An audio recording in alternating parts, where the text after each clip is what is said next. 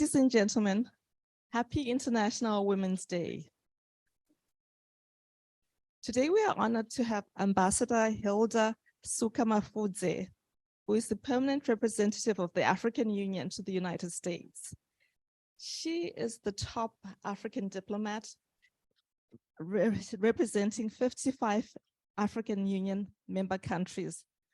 She has been ambassador to Khartoum, Sudan, South Sudan, and Malawi. And she was also, while she was ambassador to Malawi, she was the head of the SADC 16 ambassadors, which is an economic bloc in Southern Africa.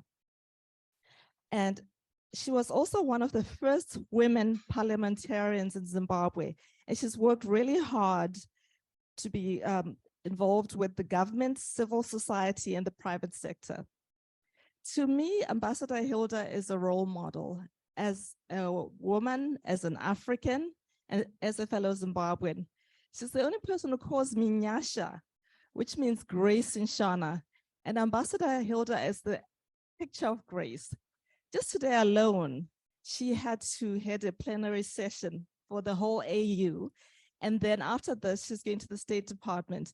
And when I asked her to come to speak to us today, she said, I've got a full schedule, but somehow I'll manage. She is extremely resourceful, and she is the role model of a typical African woman, because women hold up Africa. And without further ado, I would like to welcome Ambassador Hilda Suka-Mafudze. Thank you very much for the introduction. And for sure, I call you Nyasha. That's how we call your name back home. Today is the Women's International Day, and I'm proud to be here with the Rotarians. Me being also a Rotarian in Zimbabwe, I served for quite some time, for some years, I think about 5 years before I left to go to Sudan. And in Sudan, there was also a Rotary. I joined them. We worked together very well, made sure we developed those poor areas. We made a difference. And when I left to go to, I remember South Sudan wanted to join the Sudan.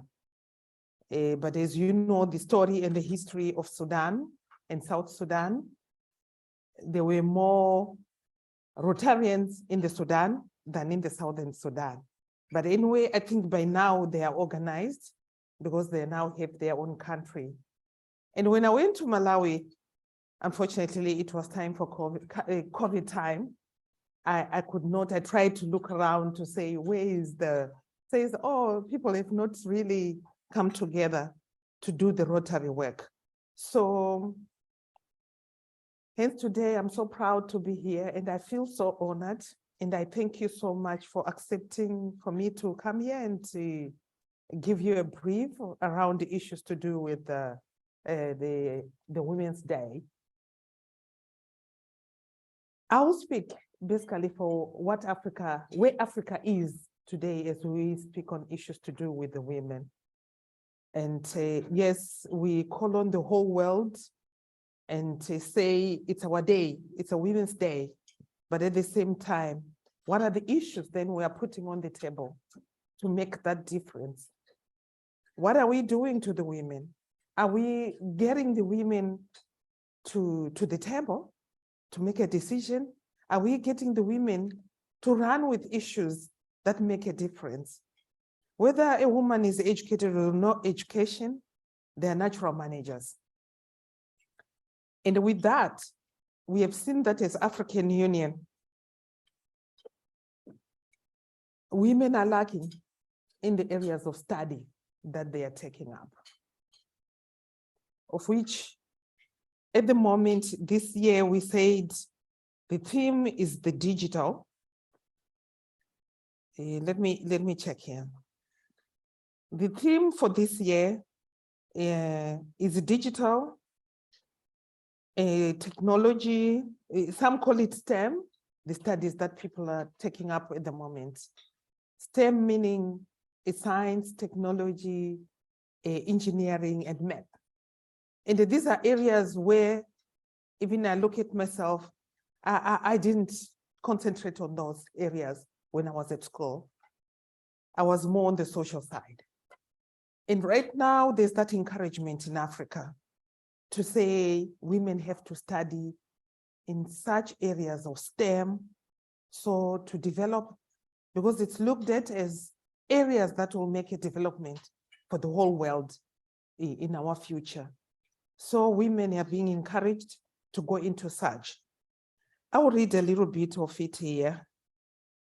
We have realized that Africa must have a huge investment in the area in support of technology infrastructure to make a difference, empowering more STEM programs for females, more education and forums on the AFCFTA. When I say AFCFTA, this is one of the flagships of the African Union. African Union has come up with Agenda 2063, a 50-year plan which they started in 2013. And they say to themselves, we want to see women at a certain level by 2050. But of course, women were saying, we're looking at 2030, not 2050. By 2030, we should have made strides to make better the lives of a woman, and for women to be in the decision-making positions, and for women to be at par as we are talking of this equity, and saying, let's put women in equal footing with the male counterparts, and they make a difference in our countries. And after encouraging these women, we have seen that, we have said, how can Africa, leverage digital technology to bring about change, that I'm talking about. Africa leverage digital technology to address issues in the continent that inspire, innovate ideas, to develop strategic solutions, healthcare, logistics to support important export businesses, utilizing the African trade agreement, currency exchange, equip education with the use of technology for online lessons, delivery, and Africa should support a shift in the classroom dynamics about encouraging gender stereotypes. There's always been gender stereotypes. We know about this. And I will speak on behalf of myself. I mean, when we were in class, the guys are running with the maths. They're running with science. They're running with whatever you may call it at that given time. But us, we were running with the social. But there's that move, there's that push to ensure women get there to make that difference.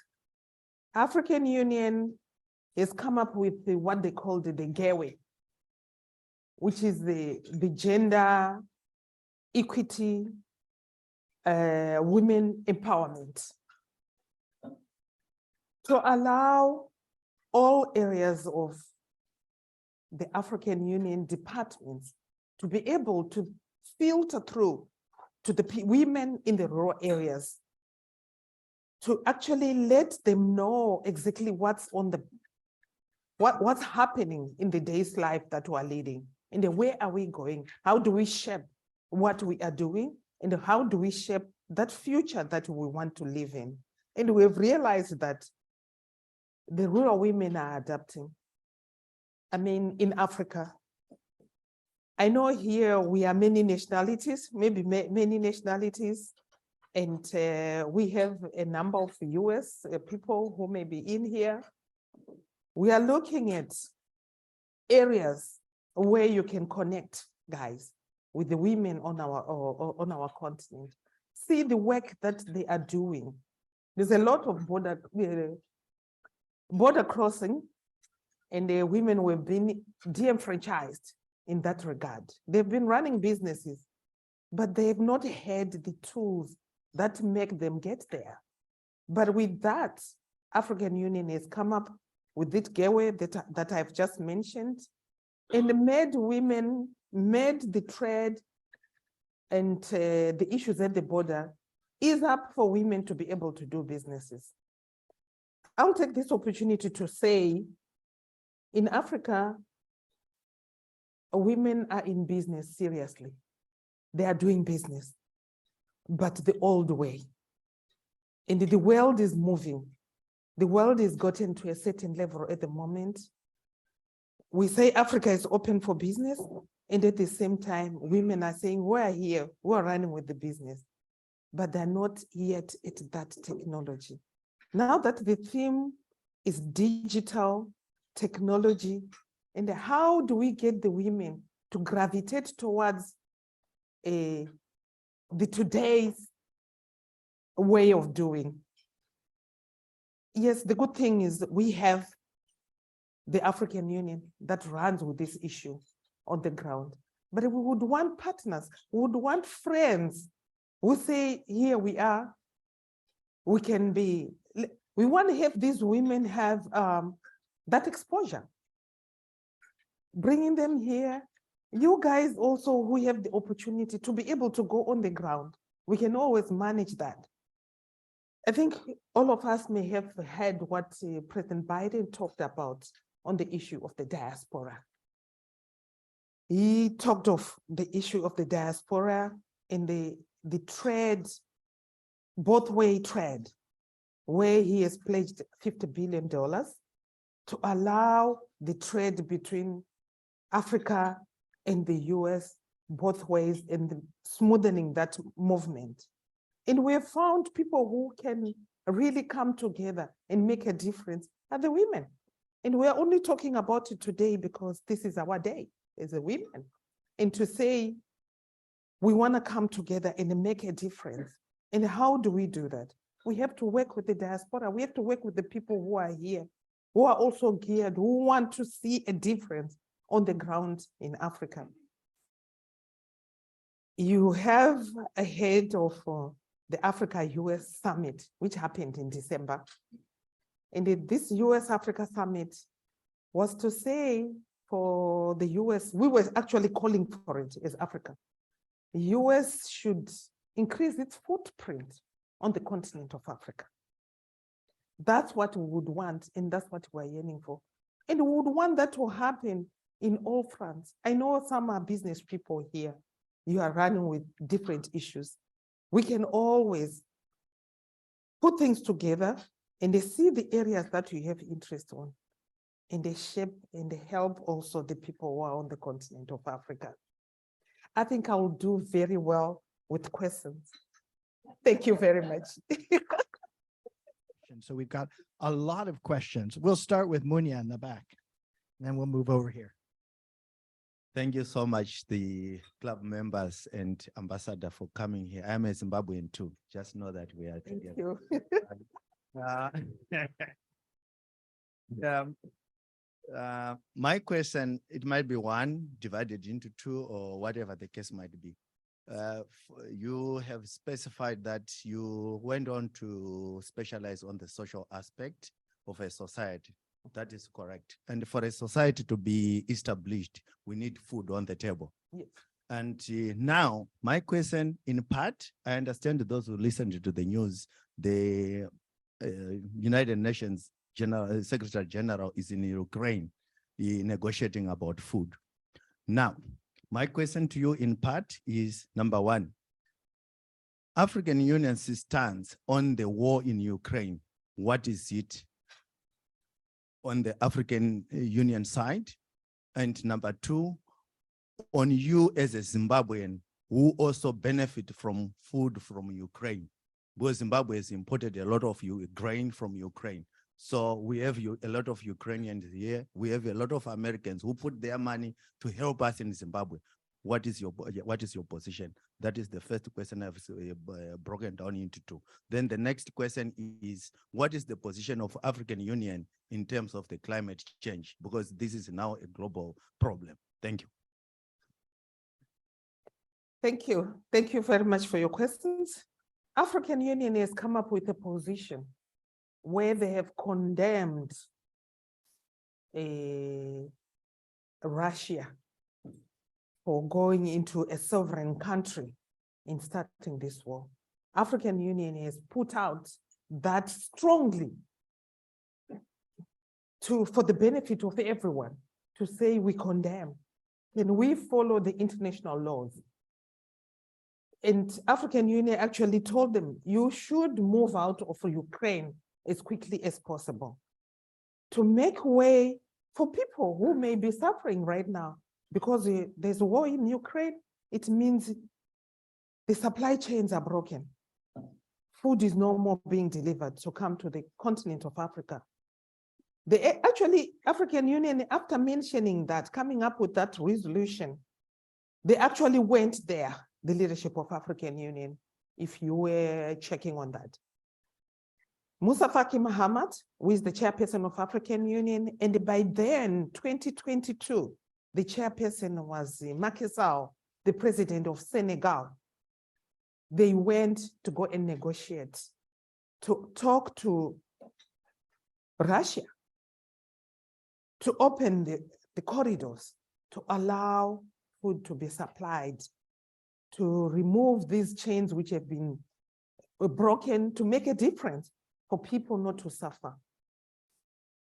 Yes, that happened, and unfortunately, it wasn't flighted much. That African Union went to talk to Russia to open the passage so that people can get food, which they have always been buying from Ukraine. When the UN, I think UN and another, in the civil society or whatever, I don't remember there, talked about, you better open the corridor for food, for people not to suffer. Yes, it was flighted, it was out there. We still condemn what Russia has done. In the true sense, you cannot tamper with people's stomachs. That's what we are saying in Africa. And we want this war to come to an end as quickly as possible to make a difference. There's suffering already on the continent that we're feeling because of the supply chains that have been broken. I think I've answered your question. Thank you, Madam Ambassador, for your comments, and thank you very much for being here. I've had the honor and the joy of working in over a dozen countries in Africa, so I have a perspective on the continent which may or may not reflect the larger one. I have worked with African Union, I worked with Amazon, so I was certainly in Somalia dealing with that. My issue deals with women in its most basic sense, and that is population. Africa, 42 of Africa's countries are the youngest countries in the world. 42 out of 46 in countries like Angola, where the median age is under 15. This is a massive cohort of people that are going to come into what we would have called workforce, most productive years. Yet there aren't necessarily opportunities there.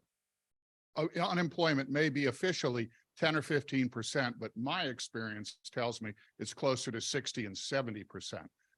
I don't think there's an outside solution. I don't think belts and roads are going to make the difference. I don't think building a massive refinery in Nigeria is going to make it. What is Africa going to do to deal with this very fundamental challenge that you're going to face in the next 10 years? Thank you very much. Yes, we are going into forums and really patting ourselves at the back that we have the youngest population.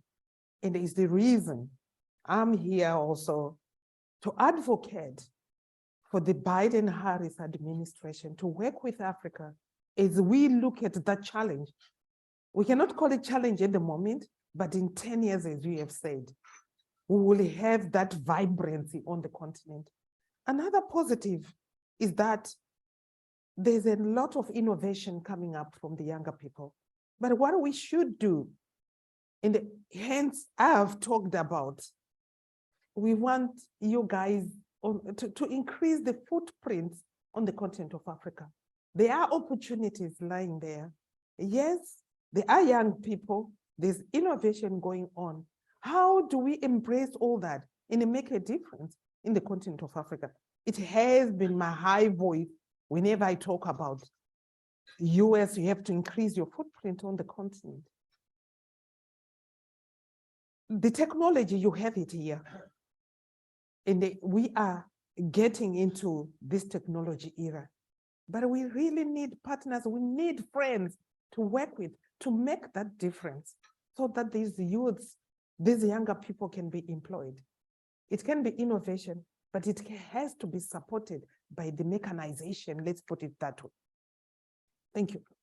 Thank you, and thank you, Excellency, for this presentation and for accepting the invitation to come to the Rotary Club to make us more aware of what is happening with the African Union and in Africa in general.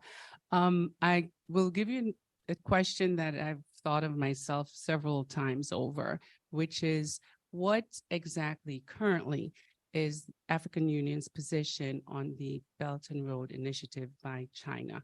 We hear a lot of it was just referred to by the previous person, but we've heard a lot about what has occurred in several African countries with respect to the wholesale acceptance of this initiative. We've heard it's a Trojan horse. We've heard several things, good things and some bad things. But right now, what is the state of affairs with respect to the position of the African Union and the Belt and Road Initiative? And full disclosure, I'm a former ambassador of St. Kitts and Nevis to the Republic of China, Taiwan. So you know what the position is with respect to Taiwan. No, that's all right, my dear sister. I represent the whole of the continent, all the 55 member states. I think officially we have 54, and we have this one. It's a talk for another day. Let me put it this way. There's competition. Let's talk of it. There's competition on the continent. There's a lot of vying for our minerals on the continent. And there's a lot of, and it's the reason I had to the administration. There's much love for you on the continent. There's much love for you on the continent. Please make your way into the continent. As I stand here, I represent the 55 member states, and I talk about the US and the 55 member states. I don't talk of other countries. I don't talk of other things that is happening. But once it comes in, I have the answer, but I will not talk about the other guys. I'll talk about this administration to say is the reason this US-Africa summit came into being. It became real because we said there's competition on the continent. You cannot be left out. This is the time. Some of it we cannot see actually. Let me say, give an example, which is very grounded. I can see my child going to play ball with another child, an American. I can see that happening. But I may not see my child playing ball with another child from elsewhere. I think you understand what I'm talking about. So I've said there's love for you on the continent, and that this is competition, and that there is a lot of promise about issues to do with building infrastructure on the continent coming from the US. So US is already engaged. The CCA, who are actually drawing closer the business people here to say there's business on the continent in Africa. That's CCA. There's also the chamber, which is playing that same role. And there may be other things happening. And for your own information, Africa is vast. And it's vast, and we can all fit in and do business. It's competition, but US has to pull its socks. US has to increase its footprint. They are so much loved by the African. That's all I can say. Thank you very much.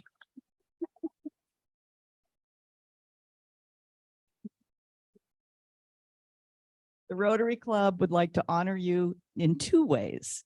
The first way is with an honorary membership in our club. Thank you. For Excellency Hilda Suka-Mafudze. Yes. And this is an honorary membership to our club. I really appreciate. Thank you, members. I really appreciate. I'm so happy. And the second thing we want to honor you with is planting a tree in your honor. And this is a certificate that and a letter that acknowledges that. And there is also going to be GPS coordinates that we will receive that shows where your tree is in Washington, D.C. Wow, beautiful. So, you know, you can make yourself a marker and put it up. I don't know. But anyway, we are thrilled to have you and thank you so much for your comments. Thank you. I thank you, Rotarians. I really thank you. I didn't know I will leave this place with a certificate. Thank you so much. I really appreciate. And I'm happy to be a member. I love the life the Rotarians live, the life of love, the life of togetherness. Once in a while we meet, we talk of issues and we drive issues and we make better this world which we are living in. I thank you so much.